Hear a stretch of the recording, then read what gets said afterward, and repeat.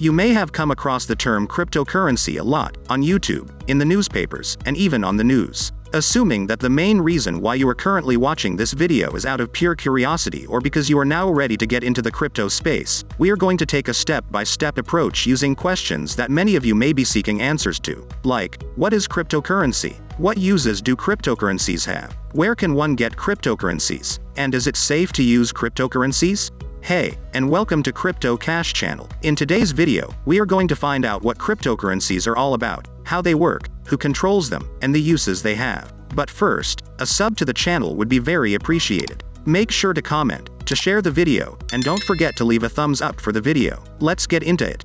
So, what does the term cryptocurrency mean? It's a peer-to-peer system that allows anybody, regardless of location, to send and receive money. Unlike traditional payment systems, cryptocurrencies do not rely on banks to verify payments. The name cryptocurrency comes from the fact that transactions are verified through the use of encryption. Wallets and public ledgers both use complex code to store and transport crypto data. The encryption's main goal is to keep data safe and secure. Since its inception in 2009, Bitcoin has been the best-known cryptocurrency. There is a lot of interest in cryptocurrencies for profit, with speculators driving the price up at times. The blockchain, a decentralized public ledger of all cryptocurrency transactions, is the foundation upon which cryptocurrencies work. A method known as mining is used to manufacture units of cryptocurrency in the generation of coins. Despite the fact that Bitcoin has been available since 2009, its utility is still not that great, but the financial applications of cryptocurrencies and blockchain technology are constantly developing, and additional applications are predicted in the future.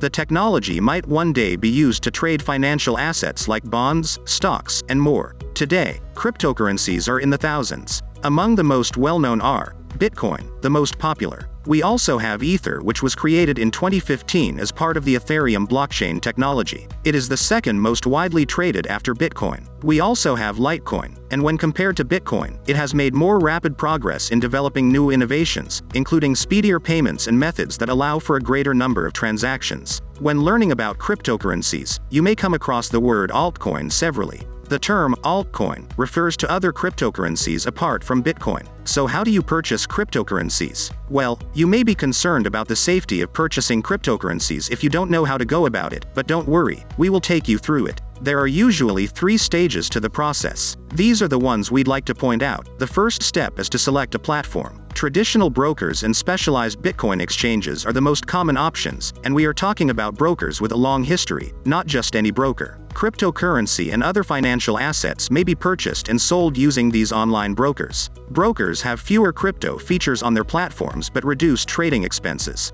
Different exchanges provide various cryptocurrencies as well as wallet storage, interest-bearing accounts, and other features. The next step is to deposit money into your trading account, so you can start trading. If you have a debit or credit card, most cryptocurrency exchanges enable you to buy crypto using fiat currencies like the US dollar, British pound, or euro. However, this differs from platform to platform. Buying cryptocurrency with a credit card is frowned upon by several exchanges, which refuse to allow it. Cryptocurrency transactions aren't allowed by all credit card companies for reasons best known to them. But, due to the volatile nature of cryptocurrencies, it is not recommended to risk getting into debt or incurring excessive credit card transaction fees in order to purchase certain items using cryptocurrencies. Wire transfers and ACH transfers are also accepted by some services. When it comes to deposits and withdrawals, they are handled differently on each platform. Deposit clearing times can vary depending on the form of payment. The fee is an essential consideration, and it might include charges for making deposits and withdrawals, as well as commissions for trading.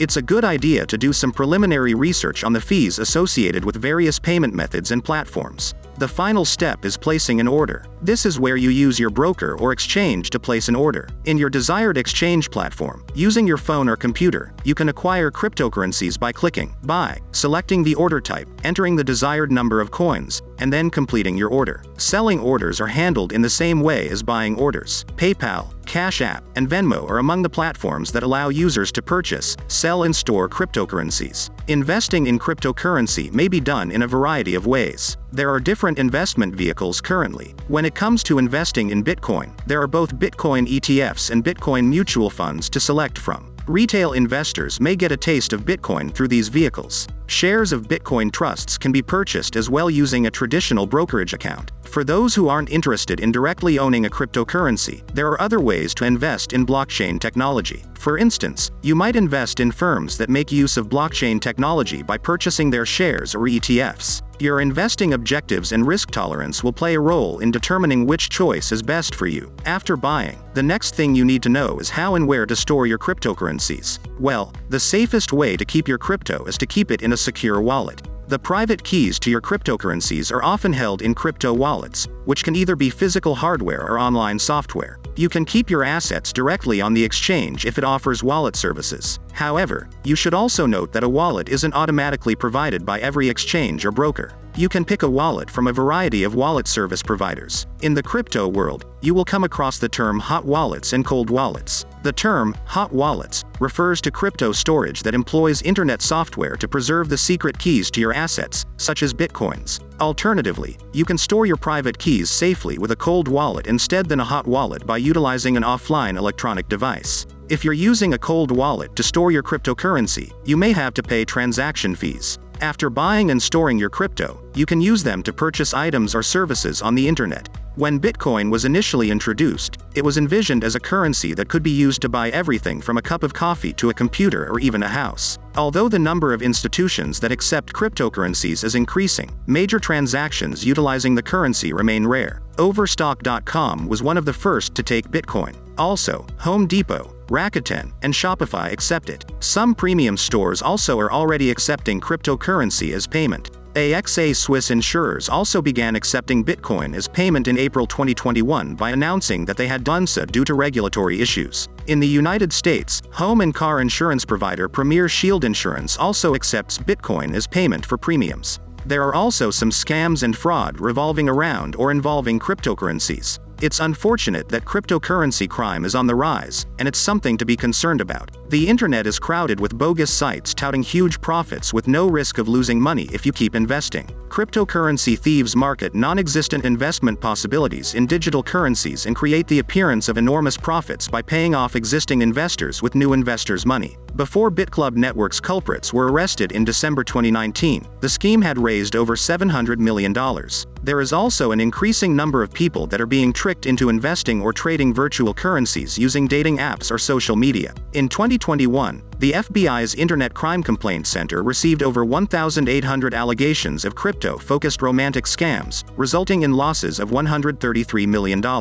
So is it safe to use cryptocurrencies? With blockchain, transactions are time-stamped and stored as blocks on a decentralized ledger. There are several steps involved, but the end product is a hard-to-tamper digital log of Bitcoin transactions. Transactions must also be protected by two-factor authentication. A login and password, for example, can be required before you can begin an online purchase. This might be followed by entering a verification code that was delivered to your own mobile phone through text message. Although cryptocurrencies have safeguards in place, this does not imply they cannot be hacked. Cryptocurrency startups have suffered greatly as a result of many high-dollar breaches. Bitcoin investments are not subject to the same level of regulation as traditional assets like equities, bonds, and mutual funds.